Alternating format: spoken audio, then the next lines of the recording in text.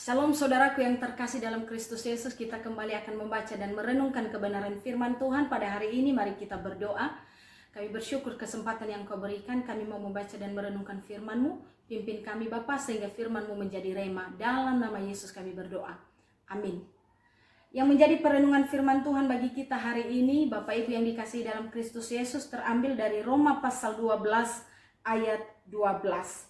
Roma pasal 12 ayat 12 begini firman Tuhan. Bersukacitalah dalam pengharapan, sabarlah dalam kesesakan, dan bertekunlah dalam doa.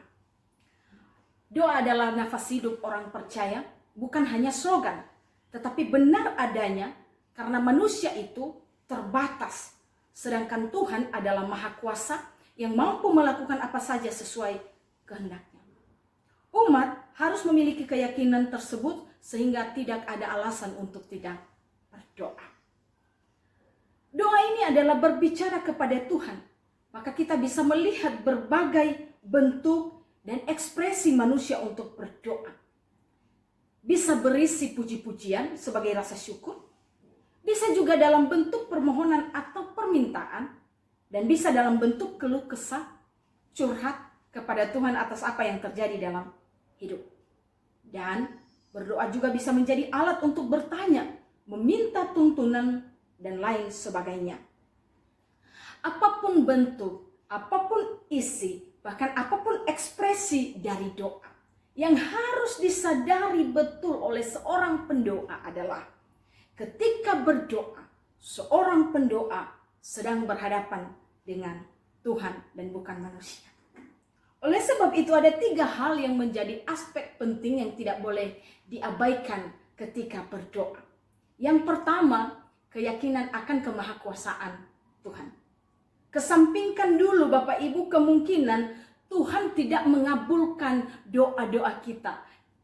Kesampingkan dulu kemungkinan bahwa Tuhan tidak mengabulkan apa yang kita minta. Karena keraguan-raguan hanya akan menjadi penghambat kita menyampaikan doa-doa kita. Berhenti juga menduga-duga apakah yang akan menjadi jawaban dari doa-doa kita. Karena itu pun hanya akan membawa kita kepada kebimbangan. Kita hanya perlu melakukan apa yang menjadi bagian kita, yaitu berdoa. Dan bagian Tuhan adalah meresponi sesuai dengan kehendaknya. Lalu yang ketiga, kesungguhan. Ada kata di situ, Paulus tulis, bertekunlah. Paulus dalam konteks renungan ini, khusus dalam perikop ini di ayat 9 sampai 21, menasihati tentang praktik hidup yang berdasarkan pada teori. Kalau kita melihat di ayat 1 sampai di ayat ke-8. Dengan berbagai problema yang mulai muncul, serta tantangan-tantangan yang ada, Paulus mau mengingatkan tentang doa menjadi kunci utama kekuatan untuk bisa bersukacita dalam pengharapan dan sabar di dalam kesesakan.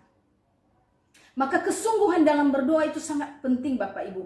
Yang Tuhan inginkan adalah umatnya harus sungguh-sungguh berdoa, bukan hanya sebagai rutinitas, bukan hanya sebagai formalitas atau juga asal-asalan. Tetapi berdoa itu harus dilakukan dengan segenap hati. Ingat, berdoa itu harus dilakukan dengan segenap hati. Maka sikap bersungguh-sungguh di dalam berdoa adalah fokus.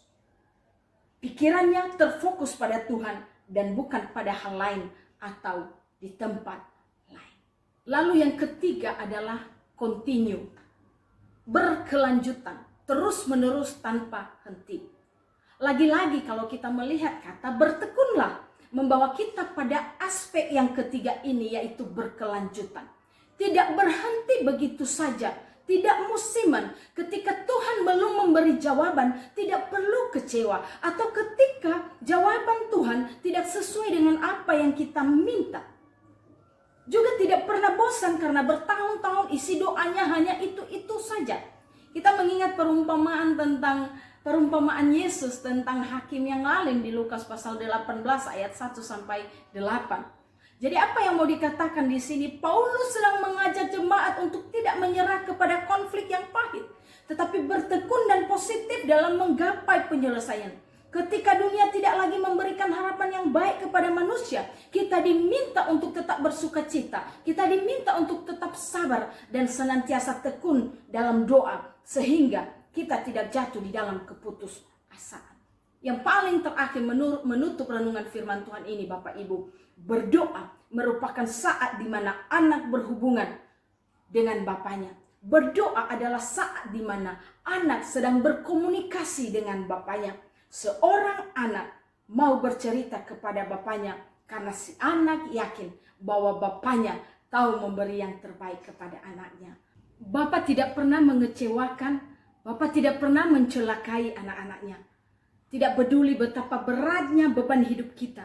Jika kita bertekun di dalam doa, jika kita tetap bersungguh-sungguh dan tidak berhenti, serta punya keyakinan penuh pada kemahakuasaan Tuhan, pada waktunya Tuhan kita pasti akan melihat, dan pertolongan Tuhan pasti datang sesuai dengan kebutuhan anak-anaknya. Ia tahu memberi yang tepat dan terbaik karena kita adalah anak-anaknya.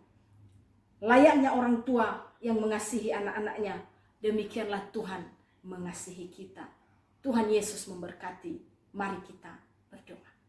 Kami bersyukur untuk kebenaran firman-Mu. Tuhan, biarlah sungguh meyakinkan kami dan meneguhkan kami untuk tetap hidup di dalam doa yang menyadari bahwa hanya Tuhan yang mampu menolong kami dalam seluruh keadaan kami. Dalam nama Yesus kami berdoa. Amin.